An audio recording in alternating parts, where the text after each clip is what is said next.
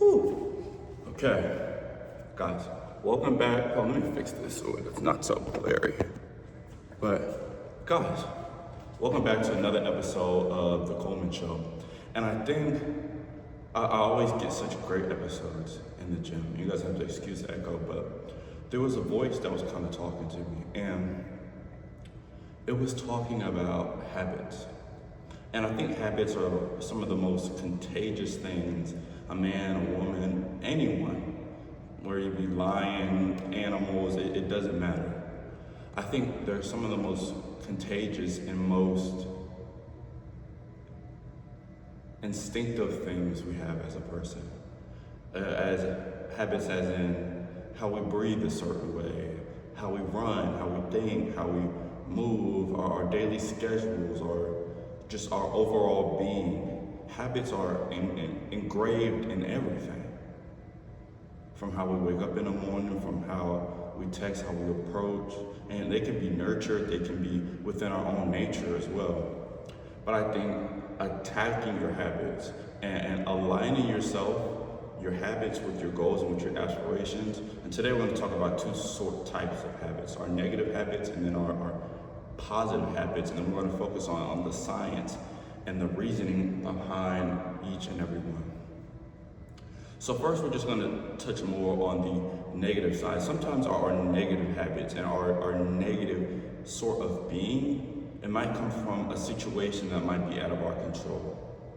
And sometimes I was reading up while I was in my cognitive neuroscience class, and I was in my sports psych class. Sometimes we try to have certain superstitions or have certain ideas about a situation because our environment is so much out of our control that sometimes we may start to develop a sort of substance abuse, a pornographic abuse, or any sort of abuse of a substance that kind of triggers that dopamine within our own brain and allows us to feel pleasure within that moment. And it's going to allow us to feed on that habit, and then that habit becomes a tree within our own being because we kept feeding it and feeding it and feeding it. And I'm here to speak on that a little bit. And sometimes you just have to, when that tree and stuff has to come up, you look at it and you're like, oh wow, sometimes this tree is bigger than me, and I don't know if I can tackle this tree. I don't know if I can cut down on these negative habits. I don't know if I can attack them and get rid of them just that easily. And I'm here to tell you it's not going to be easy. But through prayer, through sitting down and writing stuff out and saying, hey, this is what I want to do, and taking one branch at a day, chop, one branch at a day, chop, and removing those negative habits. Eventually, once you cut off one branch, next day another branch, and then taking those steps to really chop down that tree.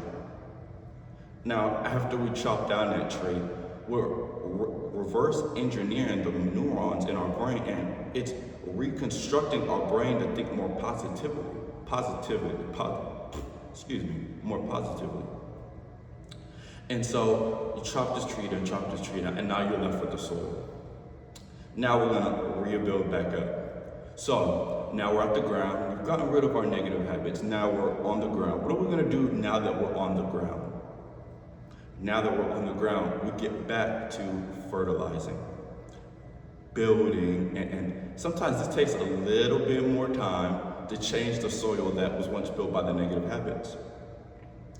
And you start to fertilize, you turn the soil, you pick at it, and you find a perfect spot. And this perfect spot is found by being around like-minded people, being around people who want you to excel and focus on and already exceed in the habits that you want to exceed. I always want to surround myself with people who are 10 times smarter than me, just because I know intellectually I'm always going to be focused on doing better. So do that, and also surround yourself with people who are going through the same thing as you. That way they can relate and understand and have empathy. Sometimes when we're in those bad places, it gets hard because we think we're the only ones. But you're not. You're part of the earth. You're part of an amazing consciousness. You are an amazing person, and it's okay. It's okay. And then thirdly, sometimes that soil comes from just forgiving yourself, from letting go of all of that past, all of that that negative and allowing that fertilizer to really work within itself. And sometimes, like we know, we're aware, sometimes the best fertilizer comes from what? Our poop, our animal poop or whatever. Sometimes it's literal waste and feces that turns and turns and gives life to new. So it's just taking that bad, recycling it, and seeing what's good, and what's bad, removing it, turning it, and you going to get this money, and you chasing what you want. And after you keep doing this every day, making sure you're getting the right nutrients to grow the right plant. And as your plant grows, it only gets stronger and stronger and stronger and stronger. And then instead of being kind of hit on that dopamine, I need dopamine, and this pleasure, you go into the happiness stage where you start to release serotonin. And when you get here, you're able to have that more long-lasting rewards.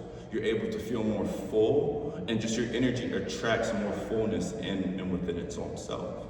You start to realize people may be talking to you more. You might be more smiley. You start to see more opportunities in the good. Instead of being so focused on what went bad, you're focused on what went well, and the signs you start to see become more clearer because you're open and you're more visually conscious.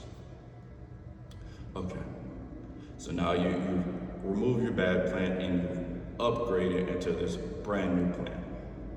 But both plants, even though you become a new person, you're still vulnerable to the weather. Sometimes there's gonna be hail, there's gonna be rain, there's gonna be thunderstorms, regardless of whatever one you're in. But you have to learn to survive when you're a brand new plant, and when you're this brand new person, even when those thunderstorms, those floods may hit, you have to learn to stay grounded in your own truth, in these habits. That's why these habits are so important, because they get you used to living in a fruitfulness and a fruitful consciousness and living in an embodiment of your true self.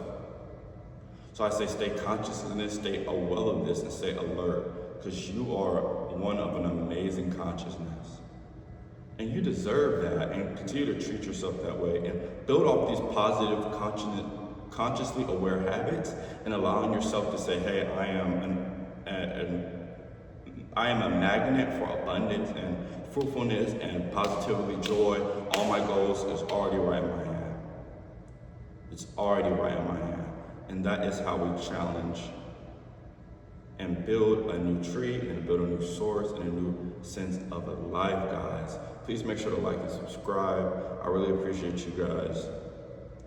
As well as please comment, or I already said comment and all those good things, but please make sure to go follow all of our socials at The Coleman Show, and also Athletic Outlets is our foundation.